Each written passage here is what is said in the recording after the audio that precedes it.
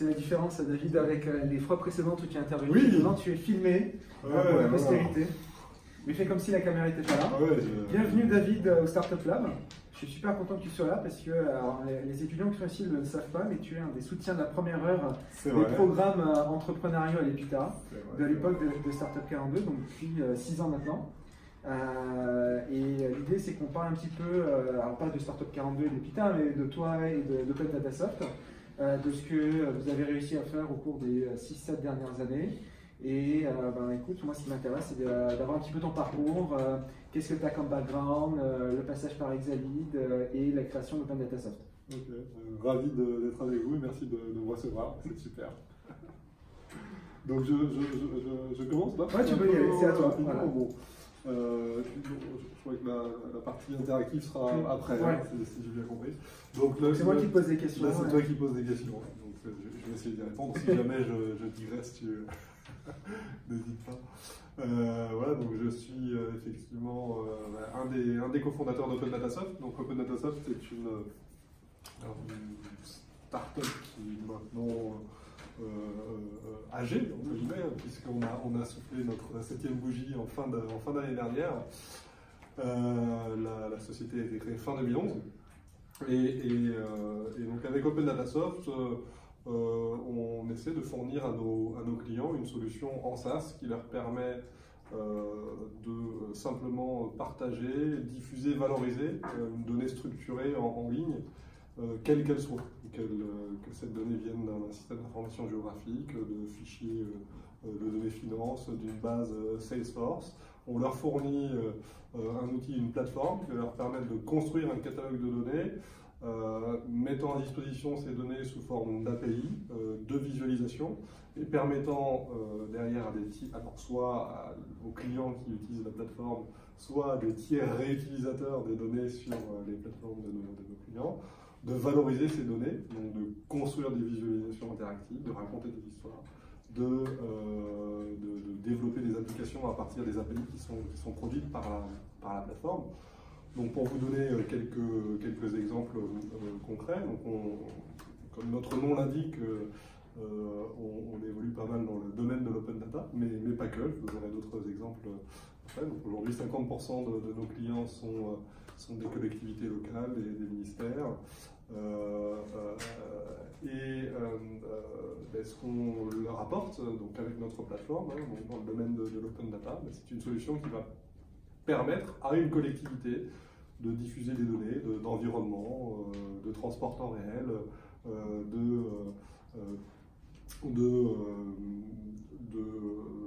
budget. Et donc ces données vont derrière permettre à des sociétés implantées sur un territoire ou d'une manière plus générale l'écosystème tech, de développer des applications et des services pour rendre les services aux citoyens ou développer de nouveaux modèles économiques. Dans le domaine de l'open data, on a parlé à quelques instants de restauration. Alors, je ne suis pas sûr que ces données particulièrement vous intéressent, mais un exemple, on travaille avec le ministère de l'Agriculture sur le sujet des inspections sanitaires. Donc le ministère, typiquement, diffuse via notre plateforme le résultat des inspections sanitaires dans les restaurants. Donc c'est un jeu de données qui est somme toute assez simple. In fine, vous avez une adresse, un nom de restaurant, une note, très satisfaisant, moyennement satisfaisant, etc. Ce qui est intéressant, c'est que cette donnée, elle est exposée de manière structurée, documentée, réutilisable. On peut télécharger la donnée, on peut se connecter à cette donnée via une API, et du coup, ça va permettre à tout un tas d'acteurs de l'exploiter immédiatement et directement, sans avoir besoin de, télécharger la donnée, la mettre dans une base, développer une couche, un serveur d'application pour la réexposer à l'extérieur. Donc notre objectif avec Open Datasoft, c'est de donner à nos clients les clés, les clés du camion entre guillemets, concernant tout ce qui touche à la valorisation des données produites par leurs organisations.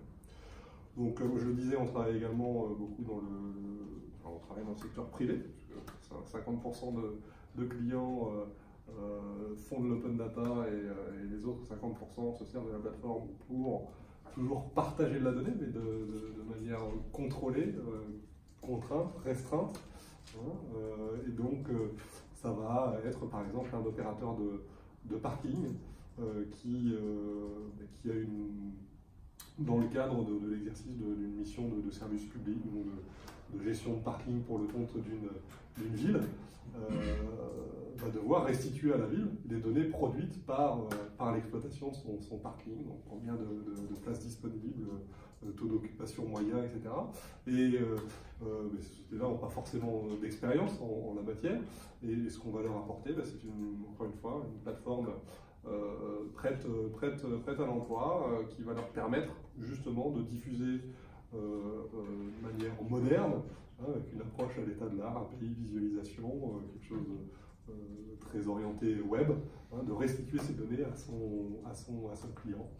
On accompagne aussi des structures plus petites qui évoluent dans le domaine de l'Internet des objets, l'IoT, pour finalement les aider au-delà de leur mission d'origine, qui est, pour un exemple concret, on a un de nos clients qui exploite des réseaux de caméras connectées, donc caméras intelligentes qui font de la détection d'accidents, de la surveillance de trafic routier, du comptage de véhicules, etc. Ce sont des gens qui sont spécialisés dans le computer vision, dans les algos de reconnaissance de parcours, de comptage de véhicules, catégorisation de véhicules. Par contre, il s'agit de parler API, données, visualisation, pas forcément leur métier. Donc là, de la même manière, on leur apporte un service tout fait, plutôt que de redévelopper quelque chose qui existe déjà. On leur apporte une solution qu'ils peuvent paramétrer, customiser. Donc voilà, et puis on reviendra sur tout ça plus tard. Voilà ce qu'on fait avec OpenAsoft, et qu'est-ce qui nous a amené à créer OpenAsoft. Donc on est trois cofondateurs. On est tous les trois des anciens d'Exaline. Donc Exaline, pour ceux qui ne connaissent pas, est une société qui a été rachetée en 2010 par Dassault Systèmes, et pour un peu plus de 100 millions d'euros. Pour un peu plus de 100 millions d'euros, une belle exit à l'époque,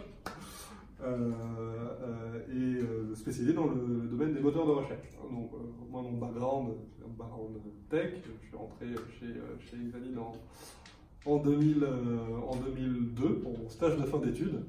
Il y avait une vingtaine de personnes. J'ai occupé différents postes à la R&D, développeur, architecte, un peu de management également. J'ai fait du service, un peu de consulting pour un peu comprendre ce qui se passait chez les clients pour déployer la solution.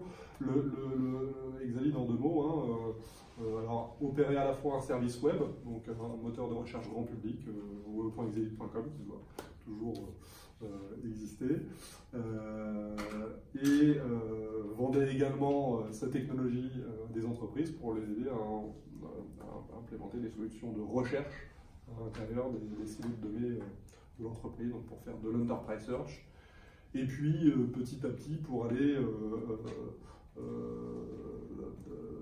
concurrencer en fait le modèle traditionnel de développement d'applications, qui était essentiellement à l'époque basé sur je mets mes données dans une base de données et puis je développe des web services et enfin un front-end applicatif qui va permettre de faire les choses, à quelque chose de plus orienté search, avec capacité donc le passage à l'échelle un peu plus forte. Donc c'est un peu ce qu'on retrouve aujourd'hui dans un produit comme Elasticsearch. C'est pas juste du search, c'est un produit qui vous permet d'implémenter de manière assez efficace du search sur du texte, mais qui a un certain nombre de fonctionnalités d'agrégation et d'analyse qui permettent de réaliser à moindre coût des applications assez intéressantes en termes de visualisation de données sur des gros volumes, sans avoir besoin d'aller chercher la grosse artillerie lourde en termes d'analyse, de soft BI et autres. Donc là, ce qu'on faisait chez Exaline, On a vu en 2010-2011, avec mes deux associés à l'époque, on a vu le mouvement Open Data arriver en France. On s'est dit qu'il y avait un truc à faire. Pourquoi? Parce que l'Open Data, c'est la promesse de trois choses. C'est l'accès à une donnée de qualité via des formats ouverts et réutilisables. Hein, donc, pas d'Excel, pas de PDF, etc. Sans contrepartie financière et sans contrainte légale forte, ou en tout cas avec une possibilité de réutiliser les données exposées pour développer un nouveau service. Hein, pour faire ça, donc il y a des licences plus ou moins complexes, on pourra en reparler à l'occasion. Sujet RGPD notamment, je vais être familier de ces concepts-là. Donc on a vu l'Open Data arriver en France, on a participé à la réalisation de la première version du portail datagouv.fr, puisque dans la première version, le moteur de recherche Exalit qui était embarqué. Et en observant un peu ce mouvement, en regardant ce que proposait le marché, on s'est rendu compte en fait, qu'il n'y avait pas réellement en Europe, du moins, de pure player sur ce domaine-là. En France, en 2010-2011, il y avait une dizaine ou une vingtaine de portails, enfin une petite dizaine de portails Open Data, portés par quelques métropoles pionnières dans le domaine, donc Nantes, Rennes, Lyon, Toulouse, Paris, Bordeaux, voilà, et quelques autres. Et tout en fait était basé sur des solutions ad hoc, sur des déploiements ad hoc réalisés par des grandes sociétés de services, hein, donc des Sopra, CGI, etc. Bon, ça ne devait pas s'appeler CGI à l'époque, peu importe. Et on s'est dit, bah, tiens, allons-y, allons-y. On a une carte à jouer. Il y a les technologies du SaaS, enfin, en tout cas les bases technologiques du cloud étaient posées. Hein, donc il y avait un certain nombre d'éléments qu'on avait à notre disposition, qui n'existaient pas 10 ans auparavant, pour commencer à construire, on va dire simplement, un service somme toute assez complexe. Gérer de la donnée en ligne pour un tiers en lui permettant d'en faire à peu près ce qu'il veut, bah, c'est pas simple. Et en fait, en 2010, avec les technos du cloud, avec la maturité des stacks techno, Python et consorts, avec Elasticsearch, on pouvait se projeter en fait dans la réalisation d'une telle plateforme. Donc on s'est dit, allons-y, construisons un outil en SaaS, clé en main entre guillemets, et allons nous installer sur ce marché. On est aujourd'hui en 2000, donc 7 ans plus tard, leader en France sur le marché de l'open data au sens plateforme, pure player, vendeur de plateforme open data.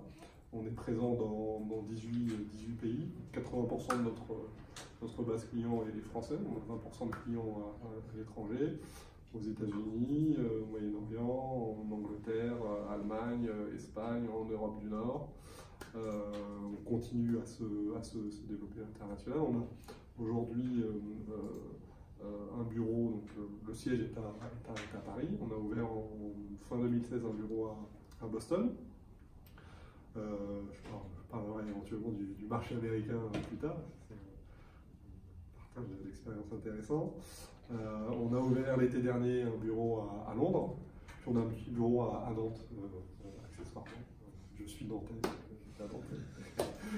Et on est maintenant 3 et bientôt 5 à Nantes, ce qui est assez intéressant. Et combien de personnes en tout? Et donc on est 55 aujourd'hui. Donc combien de profils techniques? Dont un bon tiers sont des techs, hein, une partie dans l'organisation dev infra. On a à la fois une équipe de développement produit, puis une équipe infra qui a la responsabilité de la gestion de l'infrastructure. On fait du SaaS exclusivement, Nos clients déposent des données sur la plateforme tous les jours. Certains de nos clients développent des applications qui interrogent toutes les secondes, voire plusieurs fois par seconde, les API de la plateforme. Donc il faut que ça tourne, il faut que ce soit performant. Tu as des chiffres à nous partager sur ça en termes de volume de données, volume de connexion? Oui, on a quelques métriques intéressantes. Aujourd'hui, alors il y a un projet un peu transverse et un peu chapeau qui nous caractérise bien, qui est data.opendatasoft.com. Donc c'est un site qui regroupe, qui fédère l'ensemble des jeux de données publics publiés par nos clients. Donc c'est une sorte de mini Google de l'open data géré par OpenDataSoft, sur lequel vous pouvez trouver pas mal de données intéressantes. Et donc on a sur ce portail un peu moins de 20 000 jeux de données dispo. Donc c'est la partie on va dire, émergée de l'iceberg, hein, puisqu'on ne retrouve ici que les jeux de données publics publiés par nos clients. Et on a évidemment beaucoup plus de volume et de contenu, puisque beaucoup de nos clients publient des jeux de données massifs de plusieurs, pour certains, centaines de millions d'enregistrements sur des environnements contraints et non ouverts au public en tout cas. On a aujourd'hui en termes de clients un peu plus de 200 clients sur la plateforme. Donc 200 clients, c'est 200 domaines sur lesquels nos clients, 200 domaines au sens DNS du terme, sur lesquels nos clients diffusent de la donnée, donc qui sont accessibles pour certains au grand public pour une consultation. On a sur le territoire français, après les chiffres qui sont intéressants, à l'époque, quand on a démarré, il y avait effectivement une dizaine de collectivités qui disposaient de portails Open Data. Aujourd'hui, on en est à entre 200 et 300, dont certaines publient directement sur le portail national, data.gouv.fr. Et donc sur ces 200 et des poussières, on va dire qu'on a une bonne part. Qu'est-ce que je veux dire? Et ce qui est intéressant aussi, c'est de se dire que le chemin, il y a encore pas mal de chemin à parcourir sur l'open data en France, puisque, pour simplifier, les collectivités, donc les communes de plus de 3500 habitants, se doivent de publier leurs données en open data, de plus pas 3500, c'est 2500, plus le chiffre en tête, pardon. Et ça représente derrière entre 3000 et 5000 collectivités locales en comptant les communes et les communautés de communes. On a 200 à 300 jours d'utilisation en open data, donc encore un facteur 10. Voilà. Et ça c'est juste pour la France, sans compter ça, c'est juste pour la France. Le reste du monde. Ça c'est juste pour la France. Sans compter le reste du monde et sans compter également, et ça c'est vraiment intéressant, les entreprises privées, là je fais un petit focus open data, mais qui se mettent petit à petit à l'open data. Donc ça a commencé il y a quelques années avec les grandes entreprises privées de services publics, donc les transporteurs, les opérateurs de réseau de transport, les SNCF par exemple, ou les grands opérateurs de distribution de l'énergie, des Enedis, des GRDF, qui ont fait le pari de l'open data et du partage de données en général pour à la fois répondre à une obligation, à une régulation européenne, mais également s'en servir comme un élément de valorisation de leur activité. Et aujourd'hui, on travaille avec toutes les utilities, ce qu'on appelle les utilities, à savoir donc, des sociétés qui fournissent des services au grand public, donc toutes les utilities dans le domaine de l'énergie, travaillent avec Open Data Soft pour diffuser leurs données en Open Data. Donc c'est Engie, Enedis,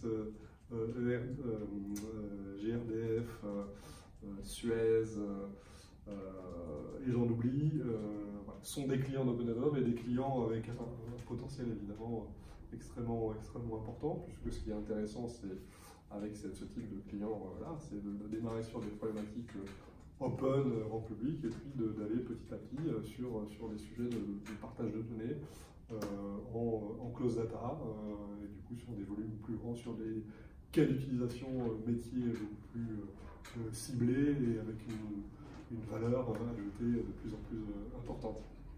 Alors, ce qui m'intéresserait, c'est de revenir un peu à la genèse.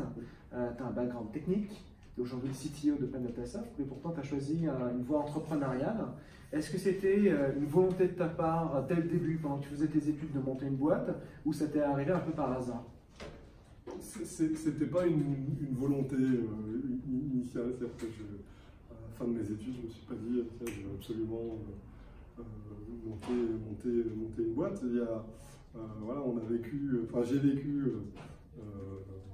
mes collègues avec Exalid, une vraie aventure entrepreneuriale, puisque quand on démarre dans les années 2000, une petite boîte dans une petite structure de 20 personnes, là, on est vraiment dans l'univers start-up, hein, on n'est pas beaucoup, il n'y a pas vraiment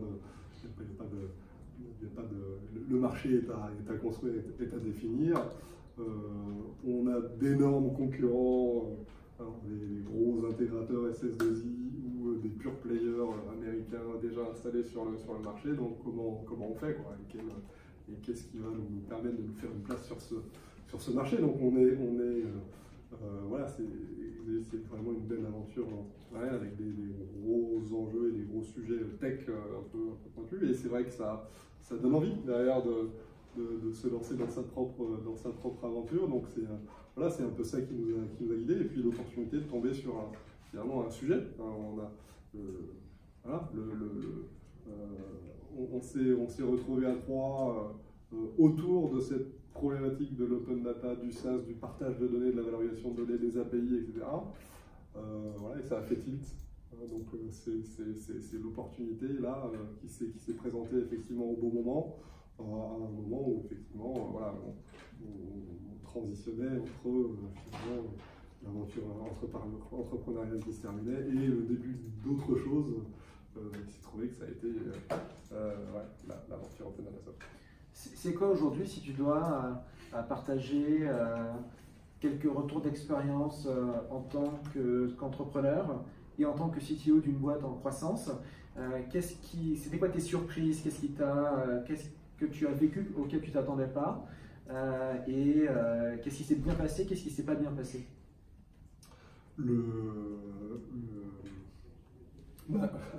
Alors, assez paradoxalement, donc on a créé Open Data Soft fin 2011, on a commencé à travailler sur le produit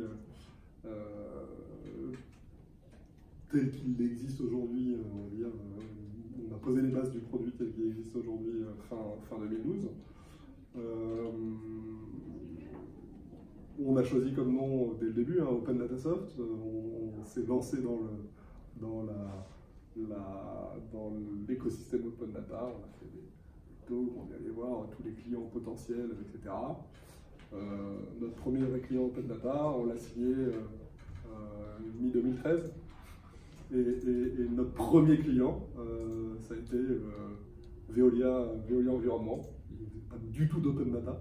Okay, donc ça c'est première surprise en fait. Alors surprise oui et non. Mais voilà, dans notre esprit, dès le début, on s'est dit, voilà, construisons quelque chose qui pourra potentiellement s'appliquer au secteur privé. Donc on ciblait via notre marketing et notre affichage public voilà, le monde de l'open data, mais avec en visée une démarche qui qui avait vocation à servir tout type d'organisation ayant un besoin en termes de partage et de valorisation de données. Alors, juste pour que je comprenne bien, est-ce que vous avez galéré à trouver un client ou est-ce que ça a pris 18 mois pour construire le produit? Tu as le droit de ne pas répondre à la question. Je vais la reformuler. Est-ce que vous étiez en avance sur le marché ou est-ce que vous avez eu du mal à construire le produit? Non, alors, ça n'a pas pris tant de temps que ça, en fait, en pratique, puisque pour signer, on a signé nos premiers clients fin 2012. Donc c'est un an de démarchage, de prototypage, en fait, c'est allé très vite en fait, concrètement. Et le produit, on a commencé à le construire réellement 3 ou 4 mois avant de signer les premiers clients. Avant, c'était sur du MVP, sur du prototypage, sur des expérimentations, etc. Donc non, on n'a pas mis 18 mois à construire le produit. Et ça a vraiment plutôt été la démarche inverse d'essayer de. Alors on avait les bases étaient à peu près clairement posées dans nos têtes, mais c'est vrai que ce sont les premiers clients en fait qui nous ont aidé à le construire ce produit. Un des challenges, un des enjeux, ça a été justement de réussir à garder. Ça c'est une leçon importante à retenir, à garder notre identité, pas se faire embarquer dans des choses qui auraient été très spécifiques pour un métier donné, rester sur l'idée de base, et ça c'est un combat de tous les instants en fait. Quand vous êtes petit au début et que vous êtes face à un géant qui voudrait vous faire exactement ce que lui a en tête, point de vue, il faut savoir dire non, il faut savoir argumenter, gérer, et puis tout en servant les besoins du client qui a fait appel à vous. Donc ça, c'était une des surprises, c'est un client privé. Voilà. Après, qu'est-ce qu'on a eu comme des surprises tous les jours.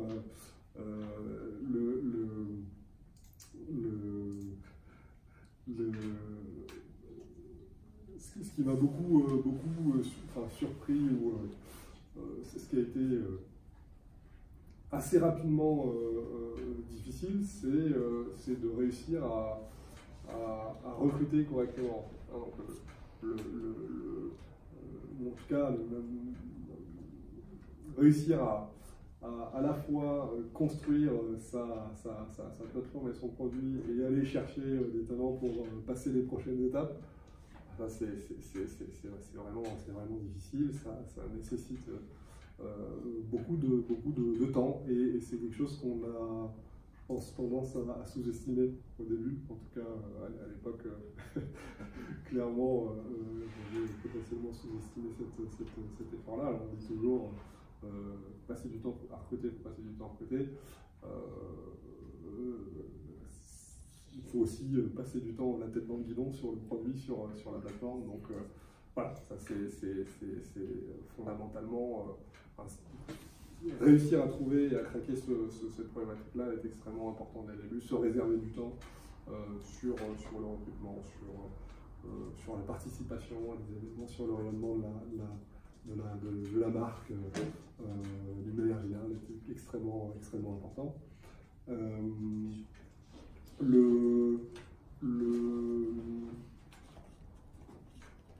Ce qui est un autre élément de surprise ou intéressant, c'est on dit souvent le cap, il y a des caps à franchir, et donc basé sur des chiffres. À 20, le premier cap à franchir, c'est compliqué, mais pourquoi on est 16, si on est 24 demain, qu'est-ce que ça va faire? En effet, ça change tout, quoi. Et tant que vous ne l'avez pas vu, vous ne pouvez pas comprendre pourquoi. Alors, il y a un peu de littérature maintenant sur le sujet, mais il y a un certain nombre de caps comme ça à franchir qui semblent de loin plus psychologiques qu'autre chose, mais qui sont liés à des vraies réalités en termes de vie d'une organisation, de gestion humaine, etc. Donc c'est important de s'armer aussi sur ces sujets-là, sachant qu'on trouve beaucoup de choses dans les livres, mais voilà, la réalité, c'est qu'il faut trouver des recettes qui fonctionnent pour son organisation. Celles-ci peuvent varier du tout au tout d'une organisation à une autre. Donc ça, c'est vraiment, en tout cas, voilà, cette notion de cap, de palier à franchir, plutôt intéressant. Ça me permet de faire une petite parenthèse sur ton rôle en tant que manager technique. Est-ce que tu peux nous en dire plus aujourd'hui sur qu'est-ce que tu supervises en tant que CTO, qu'est-ce qui est compliqué, qu'est-ce qui est plus simple à faire, définir un petit peu ton métier en tant que CTO d'une startup. Alors on peut mettre plein de choses derrière le terme CTO. On va dire aujourd'hui, mon rôle est vraiment un rôle à la fois d'architecte, donc de support auprès des équipes pour les aider sur un certain nombre de choix techniques, pour m'assurer de la cohérence de l'ensemble et puis donner des indications, aider, être en support. Et d'une part, et puis d'autre part, aider alors ça c'est la partie tech, mais en tant que tech également, représenter la société à l'extérieur, hein, donc sur des événements, sur des salons de talk, et également accompagner les équipes commerciales sur le terrain pour participer à des négociations, à des présentations de la plateforme. Voilà, plus les clients grandissent et en tout cas positionnent votre produit sur des sujets stratégiques, plus évidemment vous devez de passer du temps avec eux pour leur expliquer combien ils font le bon choix de venir chez vous plutôt que d'aller utiliser la solution legacy de l'entreprise ou faire appel à une super société de consulting qui leur promet monts et merveilles. Donc là, ça c'est fondamentalement beaucoup de temps à passer. Il est important pour le coup d'avoir dans la structure, et c'est généralement voilà, le rôle dans lequel un CTO peut s'épanouir, passer du temps sur le terrain avec les clients sur des sujets qui lui permettent aussi de garder un ancrage avec la réalité du terrain, comprendre quelles sont les problématiques des clients et des prospects à venir, pour aussi du coup anticiper sur les choix d'architecture, sur la technique, etc. Aujourd'hui, voilà, ce sont mes deux principales occupations. Et puis également, voilà, il y a toujours du management, et donc jusqu'à un certain point, mais ça dépend des structures, mais le CTO, il a en management direct l'ensemble des troupes techniques, si je puis dire. Puis il y a un moment donné où il faut savoir lâcher un peu le reste, faire rentrer des gens dont c'est le métier de manager. Donc ça, c'est ce qui vient de nous arriver. Typiquement, on vient de faire rentrer un VP of Engineering qui prend le relais sur le management. Tout ça, il faut l'accompagner. C'est une transition et une évolution à installer dans l'organisation. Donc voilà ce qui m'occupe aujourd'hui. Tu parlais d'architecture et de sujets techniques. C'est quoi vu qu'on est entre ingénieurs, c'est quoi les gros sujets techniques qui t'intéressent ou qui te préoccupent en ce moment? J'imagine que la sécurité en est un. Ouais, alors oui, pour notre principe de la plateforme, hein, c'est que vous avez le principe de la plateforme, c'est une architecture en trois couches, donc collecte de la donnée, collecte et transformation de la donnée, stockage de la donnée et restitution de la donnée. Donc en restitution, on a un certain nombre problématiques de visualisation. Alors, on ne se positionne pas, nous, en tant que pure player, sur le marché de la data vis. La data vis, il y a beaucoup, enfin, pléthore d'acteurs. On est, par contre, assez souvent, enfin, voire plus que souvent, puisque c'est vraiment un des éléments fondamentaux de notre proposition de valeur, voilà, amené à vendre à nos clients le produit pour leur permettre de résoudre des problématiques de visualisation et de construction de tableaux de bord, etc. Donc il y a pas mal de questions d'architecture et de questions plutôt tech pour supporter le développement de nouvelles façons de créer des visualisations, et encore une fois sans sortir l'usine à gaz et le clicodrome. Donc, ça sont des sujets, et pour faire ça, au-delà de savoir ce vers quoi vous voulez aller, parce que c'est vraiment le point de départ, avoir un bon design, une bonne cible en termes de projet, de release plan, il faut derrière avoir les reins solides d'un point de vue tech pour faire ça. Est-ce qu'il y a des technos spécifiques, des langages spécifiques, des frameworks spécifiques? Non, alors, typiquement, on a alors, un autre, sur cette partie-là, on est sur une transition entre Angular JS, qui a été un élément central de notre approche tech au début, et maintenant React. Donc on est en train de migrer à React. Voilà, les technos qu'on utilise, c'est ça, avec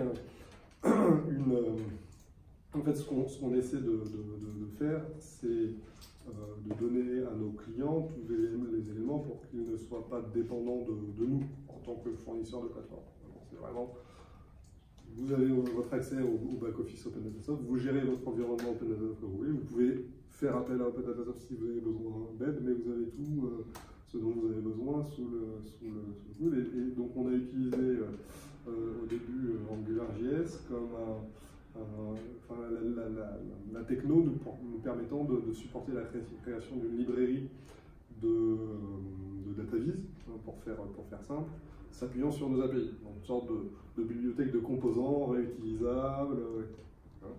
Et c'est quelque chose qui a plutôt bien marché, puisqu'on a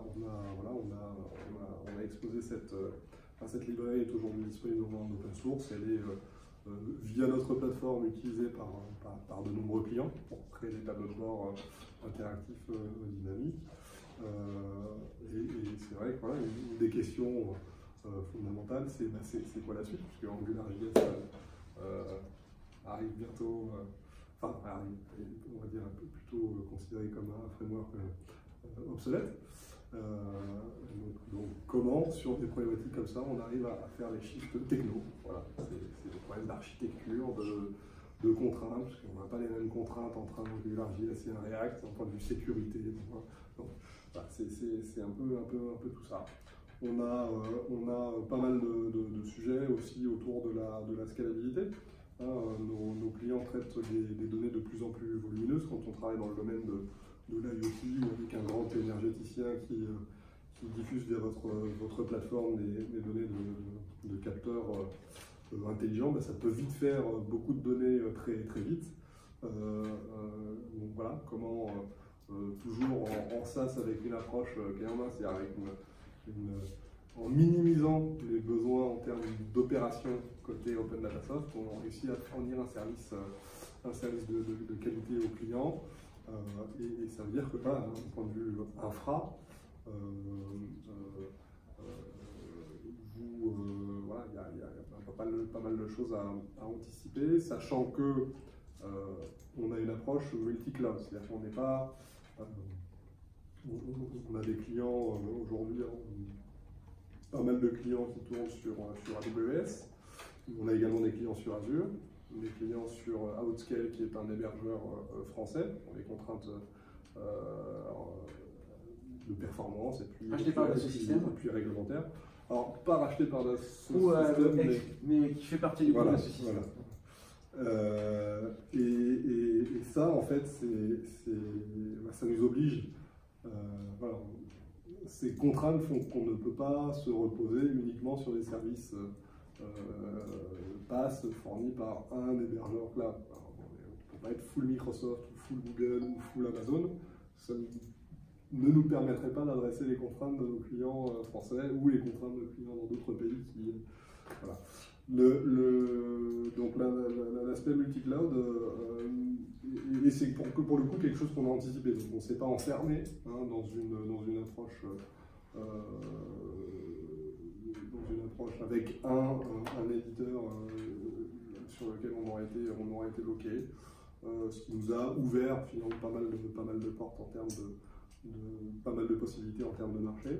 Puis le quatrième point qui nous occupe pas mal en ce moment, c'est comment rendre la plateforme plus... Enfin, comment finalement aider nos clients à mieux valoriser et produire de la donnée de meilleure qualité en profitant de tous les insights qu'on peut tirer de ce qui est fait tous les jours sur la plateforme. Donc tous les jours, des clients qui publient des jeux de données, on a des jeux de données qui sont réutilisés, donc on a des métriques, on a du monitoring, on peut en tirer des choses extrêmement intéressantes. On a des travaux en cours sur les problématiques de catégorisation automatique ou guidée via des chatbots pour aider nos clients à sémantiser les jeux de données, donc à faire en sorte que par exemple lors de la configuration d'un jeu de données, donc je peux un fichier, ce fichier contient un code INSEE, la plateforme va me proposer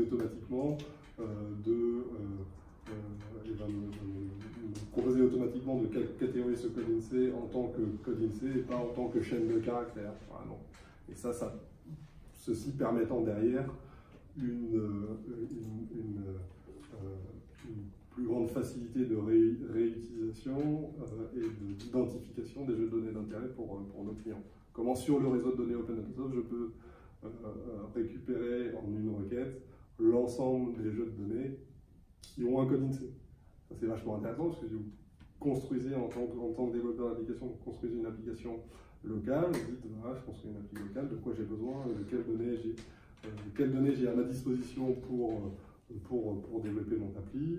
Donc voilà, petite requête search ou API pour récupérer l'ensemble des données qui ont un code INSEE et filtrer sur ce code INSEE. Donc voilà un peu les sujets qui nous occupent en ce moment, d'un point de vue tech. On arrive à la fin de la partie filmée de cet entretien. Ma dernière question, elle porte sur le futur. Quel est le futur d'OpenDataSoft? Vous avez, par rapport à la taille de l'entreprise, finalement assez peu levé de fonds. D'après ce qui est public, un peu plus de 6 millions d'euros. Donc j'imagine que vous êtes autosuffisant, voire rentable. Est-ce que le but c'est d'en faire une entreprise qui vous fasse vivre et puis on verra plus tard? Ou est-ce qu'il y a quand même une stratégie de se faire racheter par un grand acteur du logiciel? Nous, notre... Et tu n'es pas obligé de répondre exactement. Oui, non, mais de manière assez pragmatique. C'est-à-dire qu'on a une... on est en tant que... On a réussi à créer une marque en fait. On a réussi à créer une marque et à se positionner sur un marché sur lequel on a identifié de nombreux besoins qui ne sont pas aujourd'hui complètement pas adressés par les solutions existantes. C'est un marché sur lequel on a notre place. Notre enjeu, c'est de croître à l'international. Donc on déploie pas mal d'efforts depuis 2 ans sur le sujet et qui ont payé puisqu'on a signé nos premiers clients en Allemagne, en Angleterre, en Espagne.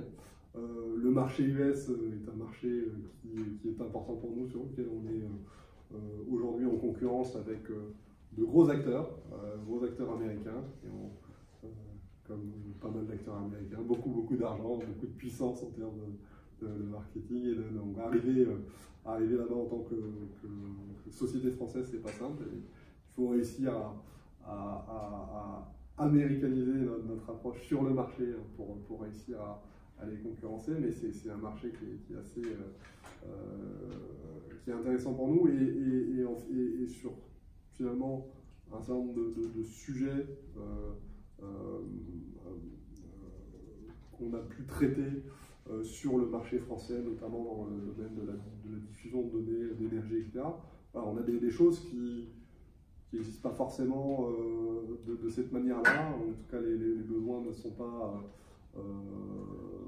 forcément exactement les mêmes aux US, et pour autant, notre expérience devrait nous permettre d'avancer potentiellement assez vite sur ces marchés, dès lors qu'on a réussi à parler au marché. Voilà, donc il y a cette problématique d'adaptation aux différents marchés locaux. Donc en Europe, c'est un peu plus simple, c'est plus près. Aux US, les pratiques sont différentes, la structure des marchés est différente. Donc on a cette stratégie de développement à l'international. On a également, on travaille en une stratégie de développement partenarial, avec, voilà, un exemple, on travaille avec l'Australie. Donc l'Australie, c'est très loin, on ne gère pas en direct, on a un partenaire pour nous aider sur le terrain, et on a avec lui signé sur 2018 quatre clients australiens, ce qui est plutôt intéressant dans une ville majeure. Donc il y a voilà, ce sujet de développement international extrêmement important. Et après, d'un point de vue produit, l'idée c'est, voilà, on a réussi à installer cette marque sur le marché français et puis sur certains autres marchés, et donc l'idée est de continuer à faire grossir, à faire en sorte que le réflexe d'une organisation, quelle qu'elle soit, publique, privée, dès lors qu'il s'agit de publier, de valoriser, de partager de la donnée, on veut qu'elle pense à Open Data. Et après, ce qui se passera sur ce chemin-là, on verra.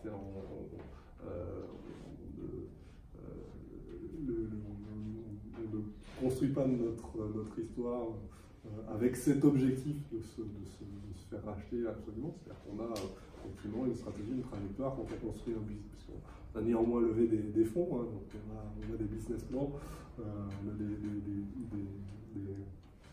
des objectifs, et puis on verra ce qui se passera sur le chemin. Mais voilà, notre cible, notre trajectoire, c'est une trajectoire marché, évolution du produit, et comment adresser au mieux les problématiques de nos clients. Merci David.